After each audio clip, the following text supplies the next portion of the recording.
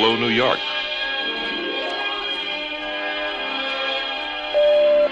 Newark, New Jersey.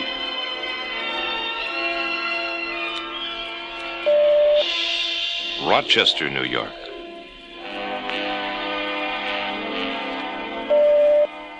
Los Angeles, California.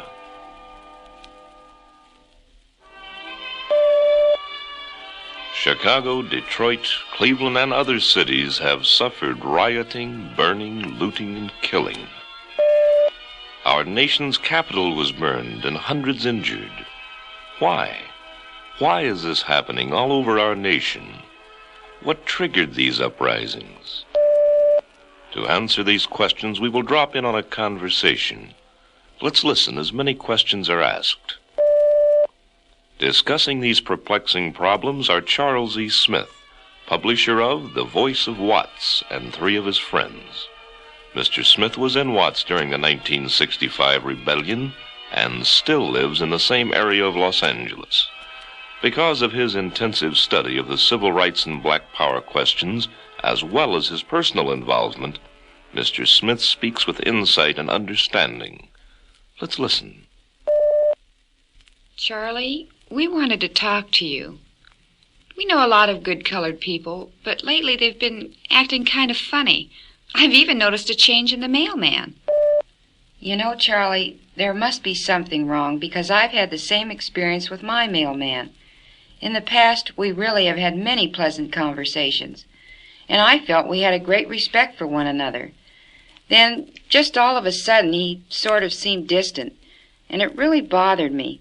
I even began to feel rather guilty. Then I was talking to Vicky here, and she was having the same problem, so I know it's not just me. Well, they only see the mailman once in a while, but I work with some colored guys, and I think they've let the radicals get too much influence. They sit around at lunchtime moaning about how they're being exploited and oppressed, and they're working at the same job I am and making the same money.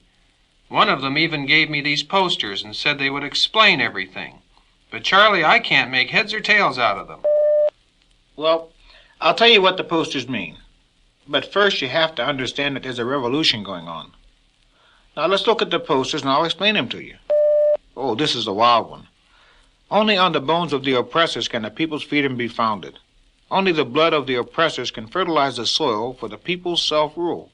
Well, Ron, according to the revolutionaries, white people, including yourself, are supposed to be the oppressors. And the Negroes are supposed to be the oppressed people seeking self-rule. I'm an oppressor? I work the same job and make the same money, and I'm an oppressor?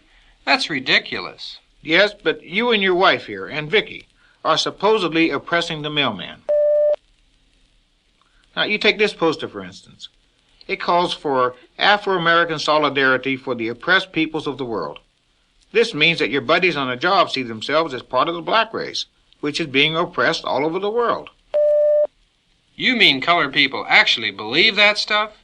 I've seen some of it on television and read it in the newspapers, but I didn't think anybody really believed it. Do you mean the Negroes on the job actually believe they are being oppressed? They're working on the same job, making the same money I am. Why would they believe anything like that? Ron, the answer is race. I'm telling you these things, Ron, based on my own experience. Now, these so-called black leaders have been manufactured by the news media.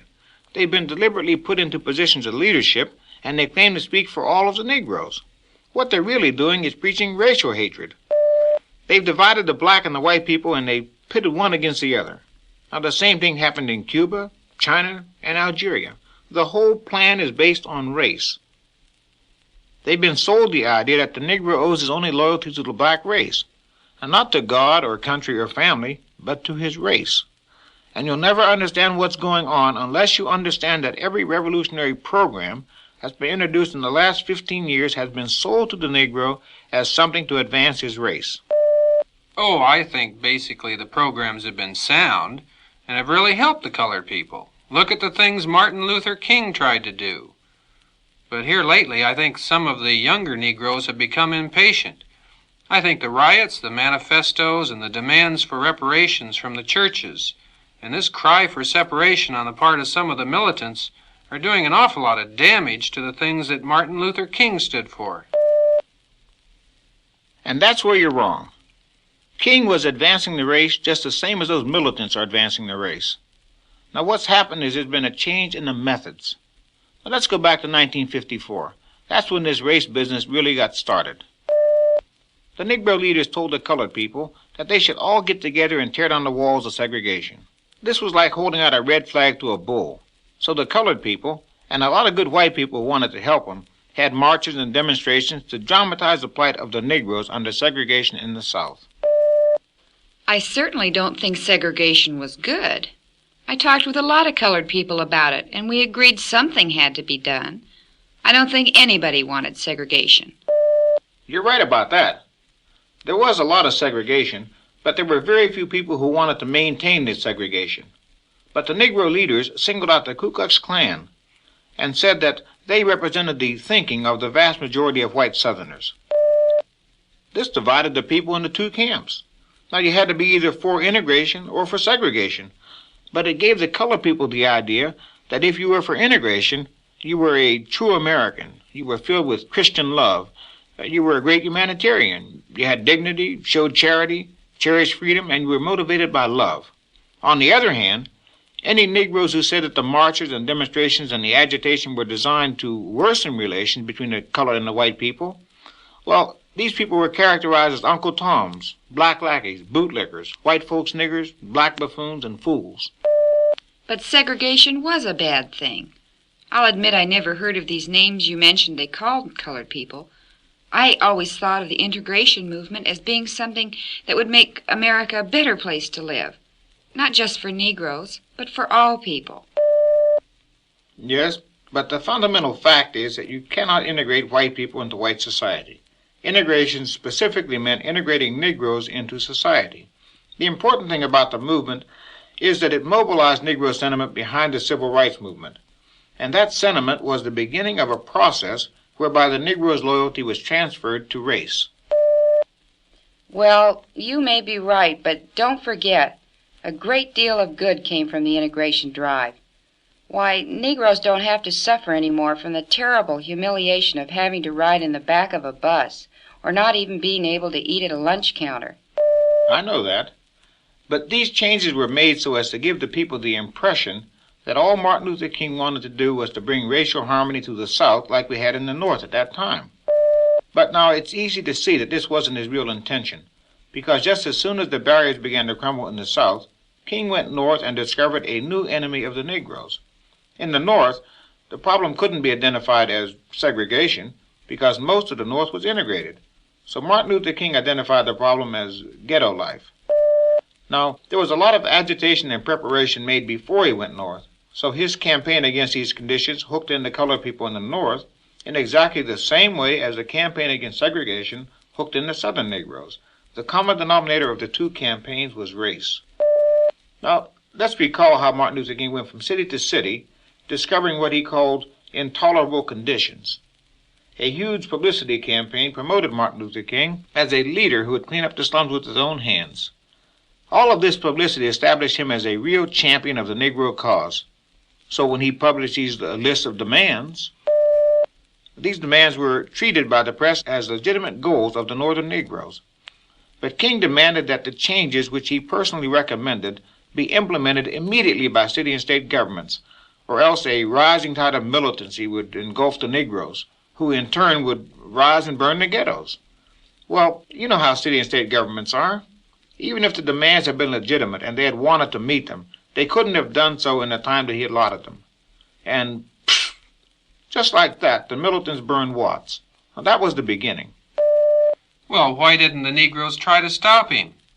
I know that in the white communities, if something like that happened, then people would join with the police and the law enforcement agencies and bring it to a screeching halt. You know that Watts thing went on for 5 days. Why didn't the Negro leaders and the Negro people join with the police to put it down? Now, you remember I told you that in the South, the civil rights leaders used the Klan as a symbol of the forces maintaining segregation. Well, according to these same leaders, the policemen in the North were just these same Klansmen without the sheets. Now, in the South, of course, it was Klan brutality. In the North, it was police brutality. So when the riot started around an incident they thought involved the police, the Negro leaders all called for the removal of the white policemen, and they said that the presence of these policemen was the real cause of the flare-up. Well, they got what they asked for, and the police were withdrawn. So you see, there were no police present for the Negro people to join with. Then the riot really got out of hand. These Negro leaders couldn't very well ask for the return of the police. In their minds, that would have been the same thing as asking for the Klan to ride in. Besides, Ron, what makes you think that these manufactured Negro leaders wanted that riot to end? Well, Don't look at me. I agree with you, Charlie. I think the leaders are just as responsible for that riot as the militants. well, is there any justification for the charge of police brutality? No.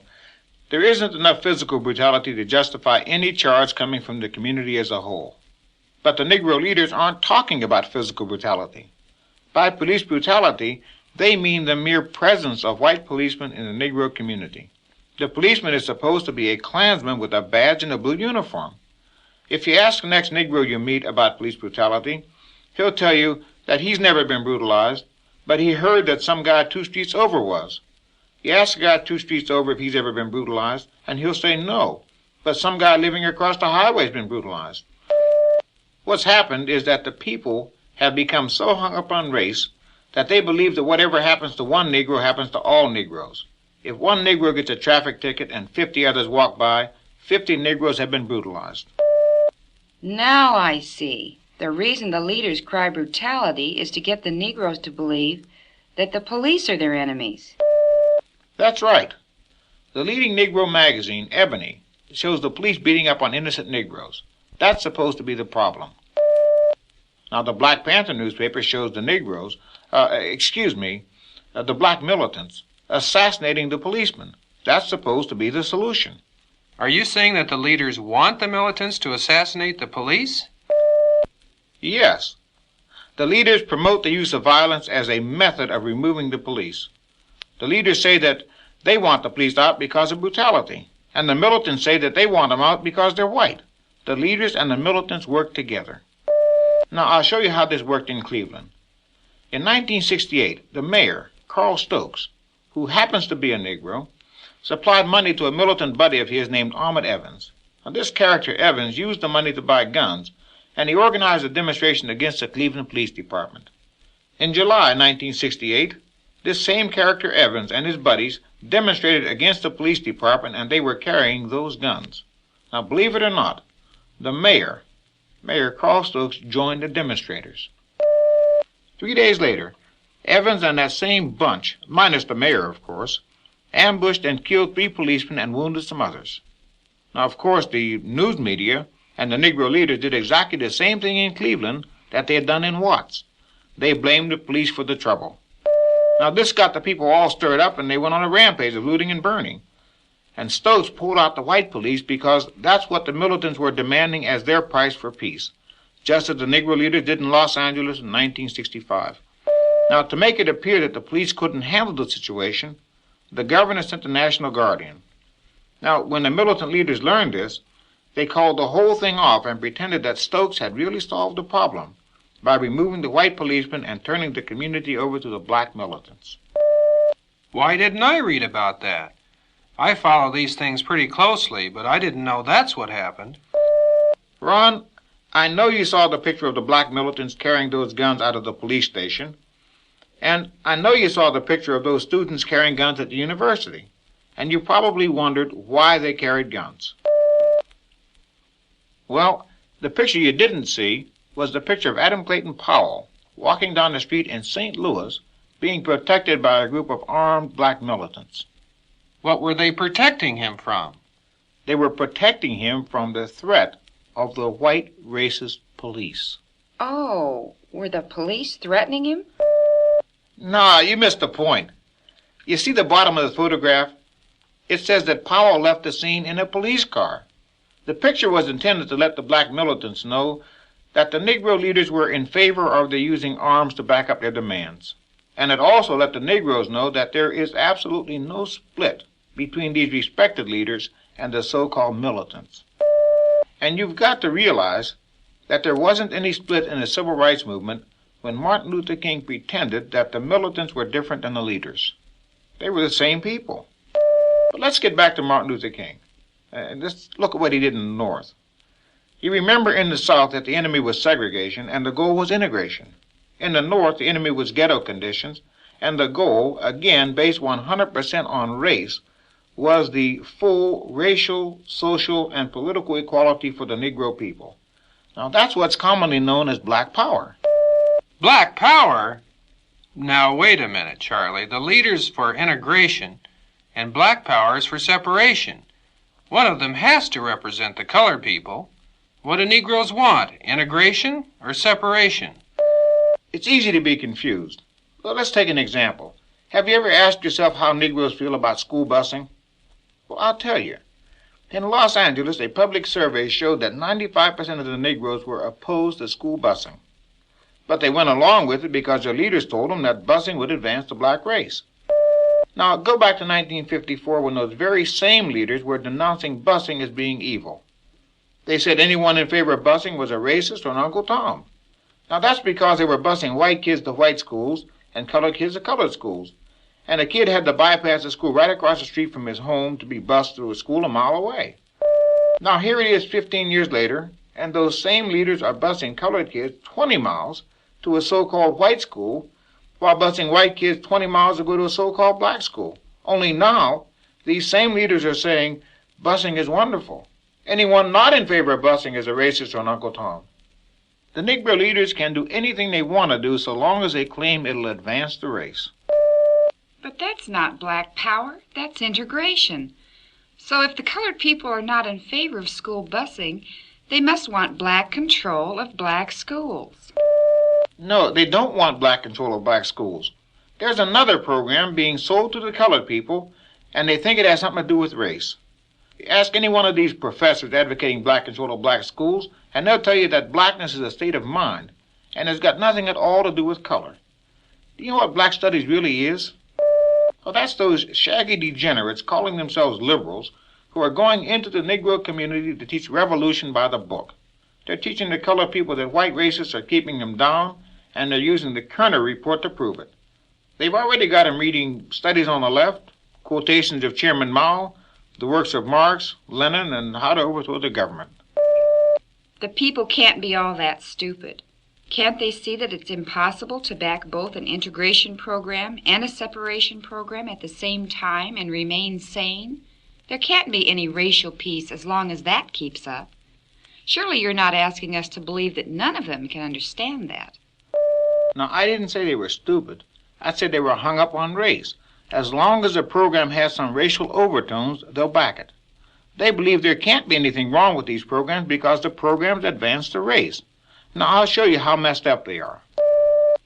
In Los Angeles, the highway department installed traffic signals on some of the ramps to the freeways so as to speed up the flow of traffic during rush hours. It just happened that this freeway ran through the Negro community. Now, what do you think the Negro newspaper said? They said it was a plot to keep Negroes off the freeway so that white people wouldn't be delayed on their way to and from work. The paper claimed these signals were also going to make Negroes late for work. It was all a racist plot. Now, this was just a trial project by the highway department, and if it worked, they were going to put the signals on all the freeways. But the paper claimed that if it really was a trial study and not a racist plot, the signals would have been installed on a freeway running through a white neighborhood. Well, that seems reasonable to me. They could have put the signals in the white community first, especially since there was a chance the signals could have caused resentment among the colored people. Yes, but what you don't realize is that if the signals had been installed in a white neighborhood, the same Negro newspapers would have said that Negro taxes had gone to pay for this system, which obviously aided the white man in getting to work. And the only reason it was installed in the Negro community was because the white racists didn't want the Negroes to get to work on time. No matter what the white people do, the Negro leaders claim there's a conspiracy against the Negroes. That's just plain insane. No, it's not insane. It's racism. The Negro leaders say, if you don't believe there's a conspiracy, go out and ask some white person, and he'll deny that he knows anything about it. Whitey knows about it, but he's scared to admit it, because if he admitted it, he'd be exposed for what he is, You wonder what's wrong with the mailman? You wonder why you've got almost no colored friends you can talk to? Well, the reason is that Negroes are bombarded with black racism 24 hours a day, every day of the year in and year out, but you just don't recognize it. Now, I'll give you an example which shouldn't have anything to do with race, but there it is. Take this poster you have here. It says the Black Students Union is taking care of business. Let me explain what taking care of business means. At one of the colleges in California, the Black Students Union made up a list of demands and gave it to the administration. They said if these demands weren't met immediately, there'd be violence on the campus. Naturally, they wanted black studies, black history, black dormitories, and so on. The administration turned down the demands. Then somebody put a bomb in one of the professor's mail bins. Only the professor didn't open the package. His secretary did. The bomb exploded and blew off one of her hands. Naturally, the Black Students Union was suspected. California State Senator Mervyn Donnelly showed up at the college and defended the BSU against what he said was a racist attempt to discredit a fine black organization. And according to him, anyone who would accuse them without concrete proof was a white racist and a bigot. Now look what happened. About a week later, at another college, a BSU chapter member had a bomb go off in his hands. The blast blew off his fingers, and it also blinded him. Now, there was no chance that anybody could say that the Black Students Union was not involved in this bombing. You know what the Negro leaders did? They blamed Governor Reagan for the bombing. They said he was a white racist, and by his not giving in to the demands of the BSU, he forced this young student to turn to violence as the only means left to force the administration to give in. Now, that's what taking care of business means. I don't think they really meant that. You know how it is in a crisis. Both sides are making charges, and when things cool down, you find neither side really meant what they said. Besides, these are just isolated cases. Oh, these aren't isolated cases. It's happening all over. In Los Angeles, the Black Students Union made demands, and when the administration wouldn't give in, they rioted. They beat up a photographer merely because he was white. Now, kids 16 and 17 years old have no business doing anything but trying to learn, but they spend their time beating up on white guys. If that photographer had been one of those shaggy sympathizers, like the guy in this photograph here, the guy on the right, well, they wouldn't have bothered him, and that's because he's one of them. Pretty soon they'll be shooting white kids to advance the race. And the respected Negro leaders, like Whitney Young, for instance, will encourage the violence with statements like this. It often appears that only out of violence does anything happen. Oh, for crying out loud, I don't see why the colored people let their kids get into that kind of trouble. I know if it was my kid, I'd take him out to the woodshed and beat the daylights out of him. How do kids get involved in that kind of thing? It's through race. Let me emphasize now that what I'm telling you is just what I've learned myself. Now, the guy who was blown up got hooked on race in high school. They got him into an interracial group that was supposed to solve race problems. Now, they took him through this group and put him in a human relations group. Now, by that time, they had convinced him that he should work for the racial cause. And naturally, he had to join a more militant organization like SNCC or CORE or the Black Students Union. Now, if he hadn't been blown up, the next step would have been the Black Panthers or some other liberation group. All of it is based on race. Now, this student was no dummy. That's why these organizations recruited him. These harmless-sounding human relations groups are put into high schools to recruit large numbers of intellectuals for the revolution. The same program is being carried on a massive scale in the communities, and they're doing it through the churches and related organizations like the YMCA. And this is one of the big reasons that the people are all dinged up. The Negro leaders start these organizations like Operation Bootstrap, and they tell the people it's going to help them clean up the slums. What they don't tell them is that these organizations are really indoctrination centers.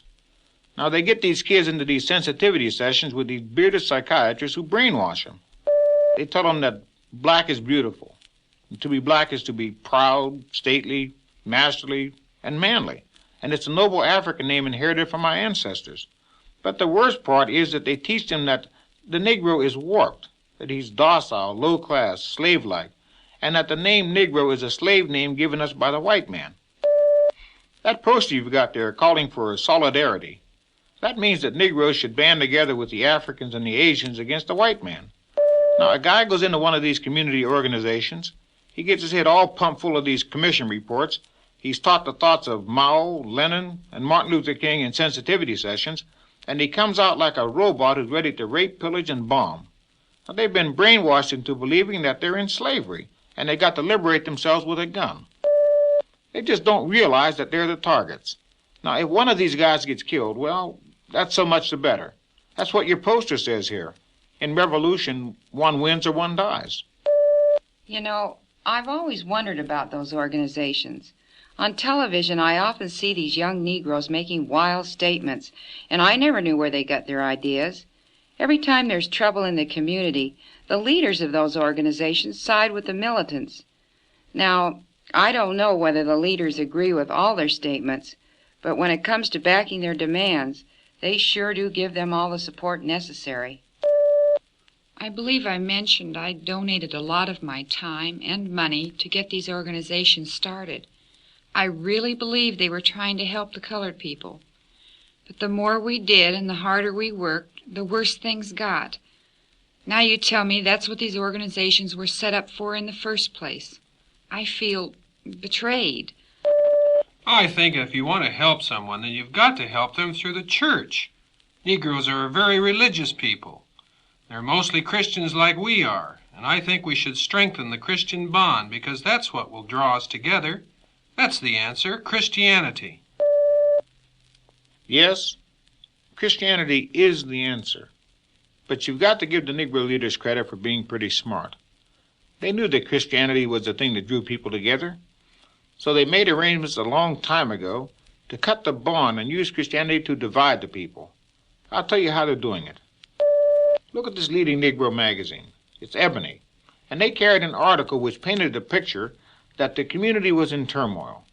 Now, why was it in turmoil? Well, because the Negroes had rejected the white honky Christ and were looking for a black Christ.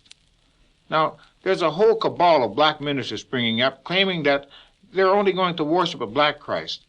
According to them, Christ is just something the white man invented to free the white man and keep the Negroes in slavery. According to these ministers, when you worship Christ, you're showing allegiance to the white race. And they say that if white people can be loyal to their race, Negroes should show loyalty to the black race, and they should worship a black Christ. Wait a minute, Charlie. White people don't worship Christ because of race. People worship Christ because he embodies their spiritual values. There are Christians of all colors and all races. I know it.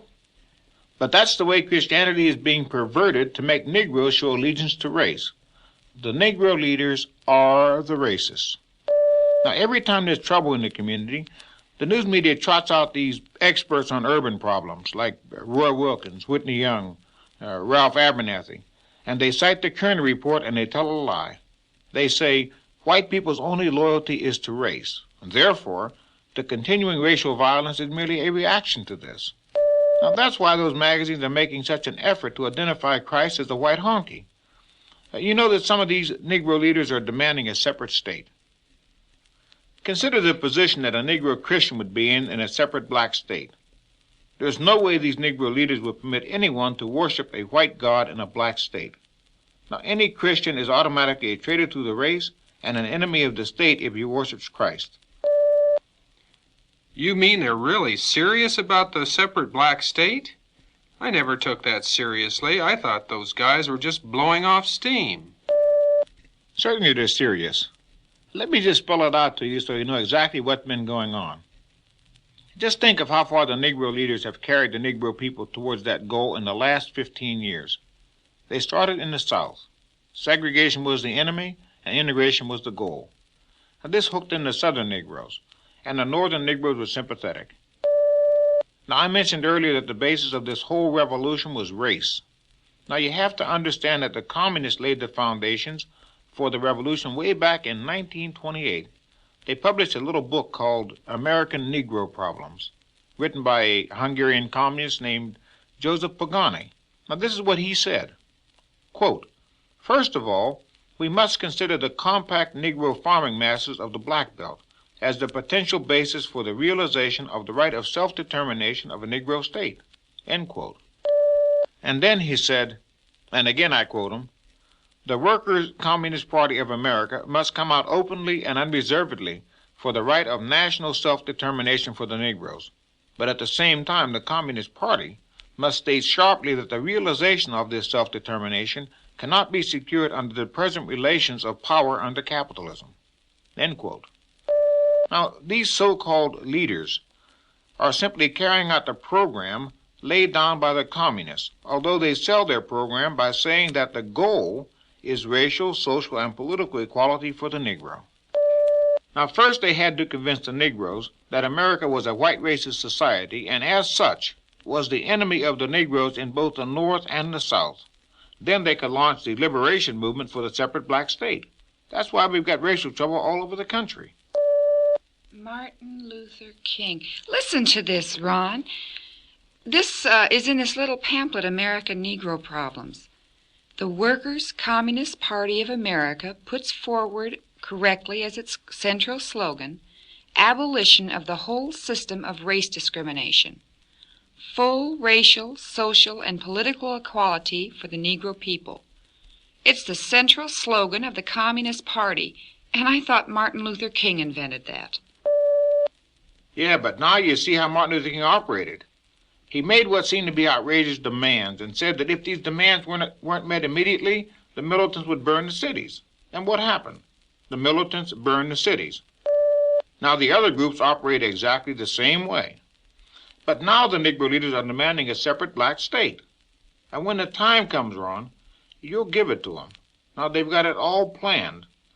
You've seen the message. It says, America, change it or lose it. Now the communists really mean business about this separate state. In fact, they've already established a shadow government just like the Viet Cong did in Vietnam. They call it the Republic of New Africa, and the headquarters are presently in Detroit. The first president of this new nation was Robert F. Williams, but it just as well could have been Martin Luther King. Now, Williams spent several years in Cuba, Algeria, and China. And he spent nearly all his time abroad writing revolutionary material, and he was showing the militants how they could destroy the United States and in the process create a separate black state. Here's an example of the kind of things he advocates in his newsletter. It's called The Crusader. Now I'll quote directly from the newsletter. Quote, "A small group of Negroes, 3 or 4 in a car and perhaps 50 cars, will filter into the white suburbs when the word is given. They'll be carrying guns. One white child in each suburb will be shot. The Negroes will move back to the inner city, hoping that white extremists will follow to seek revenge for the killing of his children. The bigness of next summer's riots will be determined by the extent by which these white extremists carry the fight to the Negro. Nothing is going to change it. It's all been planned in advance." End quote. Now, RAM, that is the Revolutionary Action Movement, CORE, SNCC, NAACP, the Southern Christian Leadership Conference, the Black Panthers, and all these other so-called civil rights organizations are just the military and propaganda arms of the communist movement. Now, you may think that only Negroes are going to be the victims, but that's not so. All Americans are going to be the victims. Now, if these revolutionaries kill those kids, you'll give the federal government all the power it needs to have to reestablish law and order. Now, you might even believe this is going to solve the problem. But that quantity of power vested in a central government is exactly what they've got in communist Russia. It's exactly the same principle that the communists used to take Czechoslovakia. Jan Kozak, the historian and theoretician of the Czechoslovakian Communist Party, gloated about it in his book, And Not a Shot Was Fired.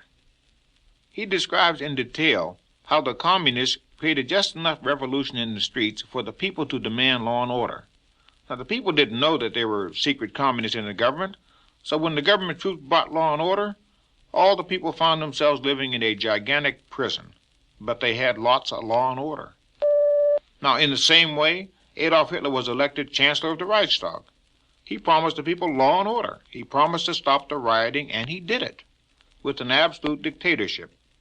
It was exactly the same program, only there they used another minority. Now, the same principles of this conspiracy are at work in our country. The plan is to divide and conquer, to get the blacks and the whites fighting so it would appear that the only thing that could save this country would be the use of federal troops. You'd have a state of emergency.